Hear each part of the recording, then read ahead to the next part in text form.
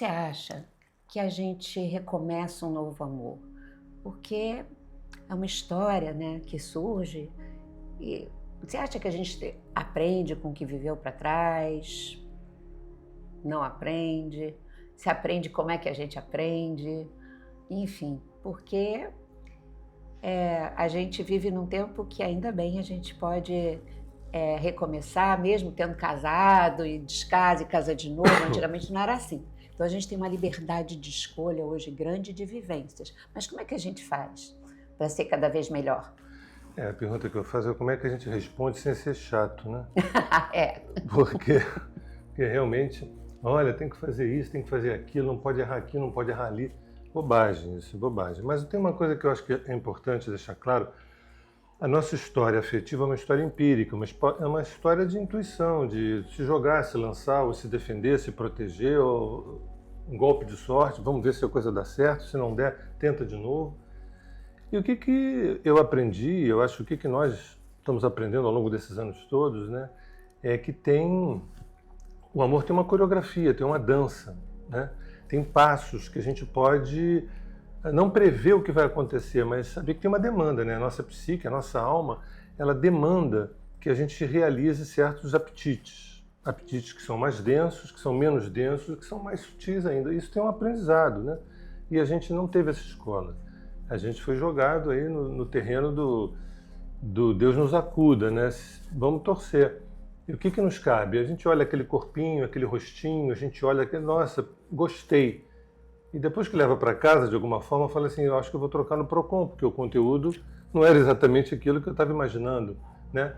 Então essa é uma das iscas que a gente morde, que é boa. A coisa da forma, do corpo, da beleza, da sensualidade, da sexualidade, é uma coisa apenas maravilhosa, maravilhosa. Mas muitas vezes a pessoa para nisso e não percebe que tem uma demanda maior. A gente não aprende com isso, né? E uma relação vai embora e quando a gente pensa em recomeço, né, quando a gente pensa em recomeçar, via de regra a gente faz os mesmos erros do passado.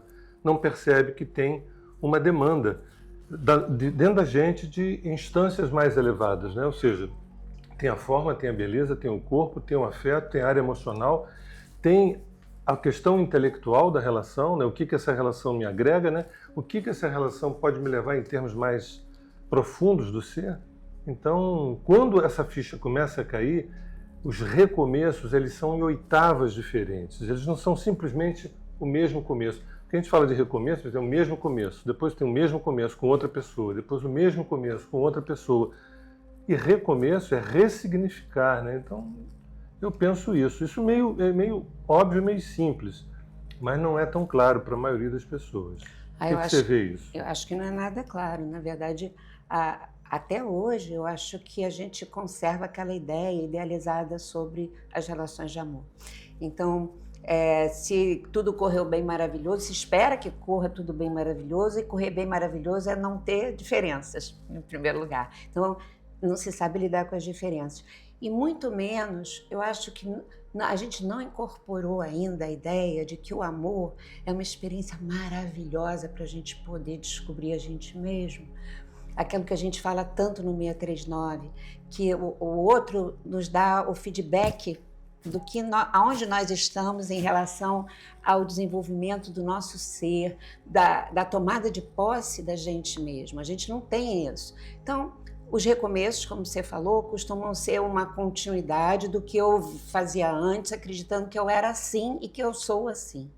Agora, se a gente mudar isso e a gente conseguir ver que numa relação de amor, além do prazer e da alegria da troca, que é uma delícia, né? Além de se energizar com a presença da outra pessoa pela troca que se tem, a gente tem uma oportunidade ali de se conhecer demais, porque o comportamento da outra pessoa vai nos mostrar um monte de coisas que a gente não sabia sobre a gente, e aí coisas maravilhosas ou coisas bem difíceis. E se a gente souber descobrir que coisas são essas e trabalhar isso dentro da gente, nós recomeçamos nós mesmos a cada relação, e quando a gente começa uma relação que acabou, aquela lá a gente tem que reconhecer que nos fez desenvolver coisas. Eu acho isso assim. E eu me preocupo porque eu acho que o 639 tem essa missão de trazer para as pessoas uma clareza, sem que isso seja algo pesado. Pelo contrário, como a experiência de amor como uma coisa libertadora, não é? Você falou uma palavra que é uma palavra que meio... As pessoas podem pensar assim, mas para que eu quero aprender? Aprender o quê? Eu quero você do meu lado, primeiro, para ter uma companhia, né? Segundo, se acontecer alguma coisa, a gente está junto. Terceiro, para a gente ter prazer, né? E aí a gente não percebe que tem uma partitura do mainstream, que é a busca de estabilidade material, a busca de estabilidade emocional e algum prazer. Passam-se 30, 40, 50, 60 anos a busca de estabilidade material, emocional e ter algum prazer. É como se não houvesse uma verticalização do olhar, como se a relação não pudesse... Esse aprender, sabe quando você acaba estudando um vinho, estudando alimentação, estudando comida? Fala, gente, hoje eu como melhor, me alimento melhor, degusto melhor, porque eu aprendi. Então a ideia de degustar uma relação passa para a gente saber onde é que a gente está, quem a gente é, quem é o outro. Muitas vezes a gente passa anos e anos e a gente não consegue chegar no outro. Né? Porque a nossa necessidade de autoafirmação é de tal ordem que ouvir o outro, perceber o outro, escutar e enxergar é uma revolução. Porque quando isso acontece, gente, eu namorei você, eu era um, agora a gente casou, eu sou outro, você também. Nós estamos com 10 anos ou 12 anos de relacionamento, nós somos outros. Será que a gente está fazendo as atualizações em termos de consciência ou a gente está dando conta do dia a dia, apenas dando conta? Porque a gente não percebe que a questão material, a questão emocional e algum prazer pautam a nossa vida, que isso são instâncias horizontais. O 639 tenta falar que parte dessa horizontalidade para essa verticalidade, que é, olha, eu quero degustar, saborear, eu quero poder fazer com que essa relação me torne um ser humano melhor, entendeu? E, evidentemente, o casal, a relação melhor. Quer dizer, mais qualidade de amor, mais qualidade de afeto. Porque muitas vezes a gente usa a palavra amor como sinônimo do verbo gostar, né? Eu amo, eu amo, eu amo, eu amo, eu amo. E quando você descobre que a pessoa não está nem enxergando nada, ela gosta disso que dá algum retorno, gosta daquilo que dá algum retorno. Então, esses são pontos importantes que eu acho que o 639 se pauta na pedagogia dos afetos também, né? Completamente. Acho até que não é só confundir o gostar com amor. Eu acho que muitas vezes a gente ama com amor, mas todo misturado com várias questões nossas, difíceis inclusive, e a gente chama tudo de amor sem perceber. Pendências emocionais. Agora você falou uma coisa que eu acho que é fundamental, que faz parte dessa percepção, que o amor é esse caminho da gente se descobrir, da gente se perceber através do outro. Isso é maravilhoso, porque também a gente não sabe, nós não sabemos que nós temos um infinito dentro de cada pessoa. A gente é criado a dar conta do externo, da vida externa, e não perceber a interioridade. Então, se a gente não sabe que cada um tem um infinito para descobrir de si e do outro, aí, se a gente dá conta de pagar os boletos e criar os filhos bem e não sei o que, viajar de vez em quando e ter amigos e tentar ser uma pessoa legal, tá ótimo, a vida é assim. E a vida é isso também, porque essas coisas são incríveis. Mas, além dessas coisas, elas serem incríveis, elas também estão a serviço da gente descobrir esse mundo interno de cada um, que é riquíssimo, cada um de nós. Então, eu acho que quando a gente recomeça uma relação, né, retomando lá o que a gente estava falando, então, a gente teve uma relação antes. E se a gente se debruçou para ver o que essa relação me trouxe, o que eu descobri de mim a partir dessa relação, o que eu posso investir de talento que eu descobri que eu nem sabia que eu tinha, e o que eu preciso trabalhar, porque às vezes eu descubro, nossa, como eu era uma pessoa super insegura, como eu estava depositada naquela pessoa, abri mão dos meus sonhos para fazer o que ela queria e passei por cima de mim, ou como fui autoritária, sei lá. E aí, se a gente para e se revê e se trabalha, né, e se elabora, que é o que o 639 traz, tanto chamando a atenção, olha, a gente precisa aprender a ter a experiência, a se observar, a ver o que a gente está sentindo, né, para poder digerir aquilo. Aí a gente pode ir para uma outra relação renovada de verdade e ter uma nova relação, porque senão tudo se repete, como você falou antes. E essa história do recomeço é importante, que na era do descartável, para que recomeçar? Isso dá um trabalho. E recomeçar, o que significa? Voltar a ser o que era antes para as pessoas, né? De um modo geral. E recomeçar, como eu disse assim, é ressignificar aquele vínculo, ressignificar aquela relação. Eu não tenho ferramentas, eu não tenho instrumentos, eu não sei do que você está falando, isso para mim é grego. Recomeçar é voltar a ser o que era antes. Então eu prefiro descartar e começar uma coisa nova. Só que essa pessoa não sabe que a conta chega, ou seja, aquilo que ficou estagnado vai ter que retornar na próxima relação. E aí a pessoa acaba criando um preconceito que as relações são todas iguais, que os homens e as mulheres são todas iguais e que casamento é tudo igual, quando na verdade é o seguinte, aquilo que ficou na pendência, eu não sei lidar, cortei e comecei aqui. Aquela pendência voltou para essa suposta nova relação. Tem uma coisa que eu gosto de usar que é interessante. Às vezes a gente só tem uma única relação. E essa única relação na vida inteira, né? Às vezes a gente chama essa relação de Renato, de Paulo, de Maria, de Renata, vai chamando, de repente tem 18 episódios de uma mesma relação. Sim. E qual é a relação? Qual é o nome da novela? Né? Vai ao teu encontro.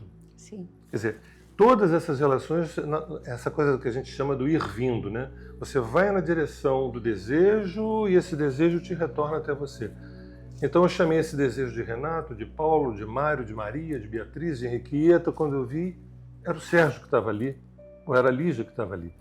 Entendeu? Quando a gente percebe essa costura, a gente fala assim, gente, a coisa é muito mais séria, a coisa é muito mais leve, é muito mais profunda, é muito mais engraçada, divertida. Sim. Entende? É muito mais rica. Muito mais rica. É uma aventura que torna a vida muito mais interessante, porque aí nos prepara não só para viver o amor, como para viver a vida como um todo. Você falou uma coisa, essa história que talvez seja só uma relação, e que é isso que a nossa educação não incorporou, a gente não sabe que a gente precisa voltar para a gente mesmo, que é para dentro, não é só dar conta das coisas para fora, e que lá dentro tem tanta coisa para a gente ver. Mas eu me lembrei, assim, eu acho que tem uma coisa interessante a gente, às vezes, fazer um certo inventário da nossa história amorosa, né? Porque isso é muito revelador também. E quase nunca também eu encontro pessoas que fazem isso. Mas quando você tocou agora nessa única história, eu me lembrei da minha própria história. E eu estava pensando outro dia nisso, assim, na minha história do amor na minha vida, né? E eu pensei assim, eu tive um bocado de namorado antes de você, né? Que bom. Mas o primeiro namorado mesmo, que não era aquela coisa... Eu era bem adolescentezinha, eu tinha uns 14 anos por aí, e eu tive um namoro que durou quase 2 anos, e aquilo, né, significativo. E foi um namoro muito marcante, porque eu namorei um cara que tinha uma moto amarela, e a gente andava de moto amarela pelo Rio de Janeiro inteiro. E aquilo, para mim, era uma experiência de liberdade. Mais uma liberdade muito grande. Mas era uma liberdade naquela época que eu estava localizando muito num comportamento de andar para onde eu quisesse, de usar a roupa que eu quisesse, de não estar me ligando muito com o que os outros estavam pensando, mas era isso. Mas era uma coisa que tinha um tanto de maturidade, de desconhecimento de mim e da vida ainda. Aí eu fiquei pensando, nesse dia que eu estava há pouco tempo fazendo esse inventário, que as relações de amor que eu tive que se sucederam, elas foram, cada uma delas, me fazendo lidar com as minhas inseguranças, com os meus medos, porque tinha um assunto que estava sempre presente, o desejo de liberdade de ser. A busca de uma moto amarela. Não mais, porque a moto amarela, talvez uma moto amarela que me levasse para dentro e me dissesse sim, seja, sabe? E aí as outras relações foram construindo essa coisa do enfrentamento das inseguranças, dos medos, enfim, das dores, de ter que correr o risco em uma série de coisas. E aí eu acho que eu fui ganhando a liberdade de ser quem eu sou, né? Que é isso, de voltar cada vez mais para poder me manifestar aí. E aí isso acabou me levando a encontrar você, que também tinha um percurso desse desejo de liberdade, mas não só isso, porque aí no caminho eu já tinha me despertado também que eu preciso ser eu mesma, eu preciso ter essa liberdade, eu quero compartilhar que nós todos podemos ser. E aí a gente se encontra para poder junto fazer essa partilha, assim, acho que da nossa vida, essa experiência de se libertar cada vez mais, de mais amplo. Estou sabendo Eu sinto agora que eu assim. sou uma espécie de moto amarela Você- na sua vida. Não sabia disso. Muito bom, muito bom. Espero que seja uma Harley Davidson, né? Agora sim, a primeira não, mas era linda para mim também. Tudo foi lindo e está sendo. Mas é isso. Enfim. Moto amarela, interessante essa história da moto amarela, porque não conheço ninguém que tenha se apaixonado por uma moto amarela, entendeu? Só uma pessoa muito especial. Porque a moto era o símbolo da liberdade, Não. né? Agora, E o essa que- liberdade era O muito que maior. você falou, você deu nome aos bois quando eu falei do ir vindo, né? Sim, Ir, quer dizer, essa moto que vai, na verdade, traz até você, né? Ir vindo, né? Lógico, Quer dizer, lógico. vai ao teu encontro. e recomeça. Cada recomeço é um processo de ampliar esse ir vindo.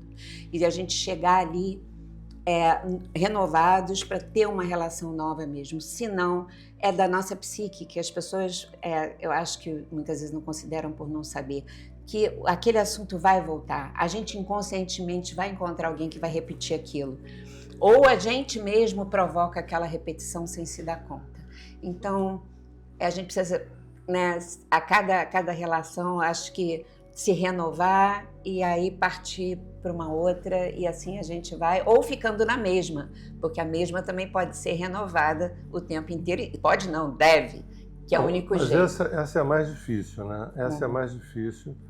Um termo que a gente usa também, que é ordenha, né? Ordenhar uma relação, quer dizer, extrair o leite de uma relação, do que vou tentar uma coisa nova na outra relação, vou tentar uma coisa nova na outra. Pode ser, tudo bem, a gente tem liberdade para isso, mas um dia a ficha tem que cair que essas situações não dependem nem de fulano nem de Beltrano, e sim da consciência, né? Sim. Uma coisa que eu me ressinto é a gente não ter nas escolas um ensino sobre a dinâmica da psique, a mecânica da psique, como é que a psique funciona, o que a psique, o que a alma nos pede todos os dias. Sim. Né? Não só em termos profissionais, como em termos afetivos e emocionais e sexuais e espirituais.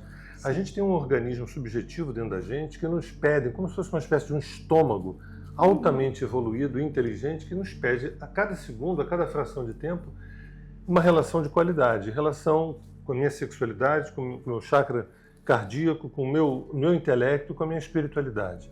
Né? E a gente, às vezes, fica ali, naquela bidimensionalidade, naquela horizontalidade, tentando alimentar um estômago que é um estômago tati-bitati, 0 a 1, entendeu?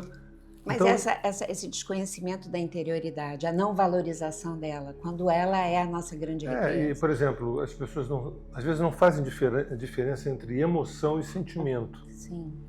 Às vezes não percebem que ao abandonar uma relação, ao abandonar ou abortar uma relação, você está criando uma outra relação parecidíssima com essa, porque você não entende essa demanda mecânica psíquica, essa coreografia da psique.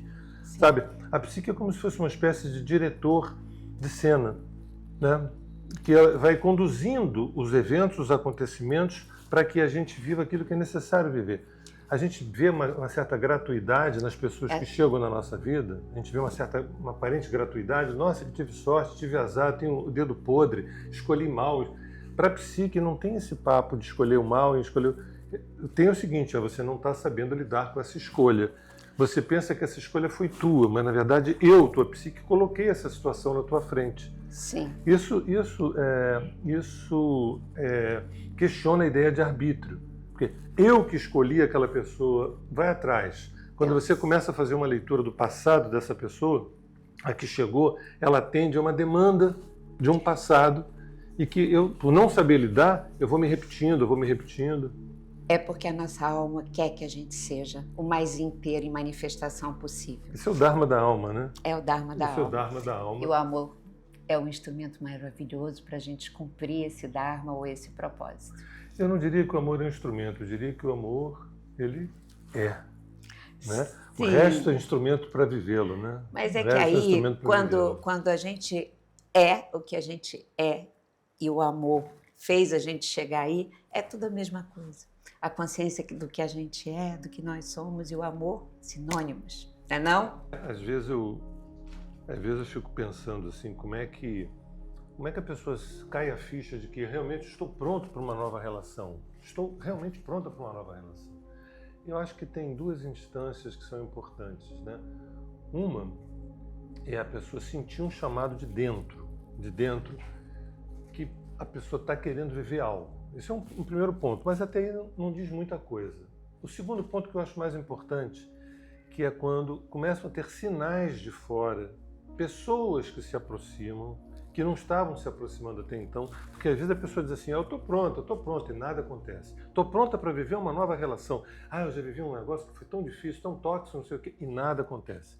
Né? Então muitas vezes esse pronta que a pessoa diz não está exatamente. Quem vai liberar isso vai ser de novo a psique. Porque ela vai liberar como? Chega uma pessoa e dá um sinal. Chega uma situação e dá um sinal. Mas, gente, o que aconteceu? Será que eu estou diferente assim? Essa pessoa chegou e parece que é de um lugar novo.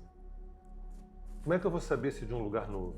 A relação vai mostrar se eu estou repetindo padrões ou se realmente tem desafios novos. Porque quando não tem desafios novos, é porque eu estou ali naquela esteira, que nem um hamster, entendeu? Como é que você vê isso? Acho que tem isso. Mas eu acho também que no 639 a gente estimula muito não é só no amor, eu entendo que é uma maneira de viver, da gente ter uma maneira de viver de se observar, de fazer contato com o que a gente está sentindo cada vez mais profundamente. Então, quando acaba um amor, eu acho que a gente normalmente precisa ter um tempo de se observar, de trabalhar, de elaborar o que passou. E se nós temos essa questão, sabe, com o nosso sentir, a gente mesmo, independente de qualquer coisa, consegue perceber se a gente está pronto ou se a gente ainda é levado por aquelas situações. Agora, antigas. Mas, como você falou, eu concordo. Eu acho que muitas vezes não aparece ninguém, até como uma proteção da própria alma da pessoa e da vida, porque ela não transformou o que ela precisa, então ela provavelmente vai repetir alguma coisa nas outras relações. Às vezes as pessoas reclamam muito, não aparece ninguém. Presta atenção aí o que você está talvez em débito com você, porque essa ausência é o tempo para você se preparar. E quando aparece alguém, então, que a pessoa observe, começa a experimentar aquela relação e vê que aquela relação é de uma qualidade diferente, que está indo além daquilo que ela já foi com as outras, isso é a confirmação.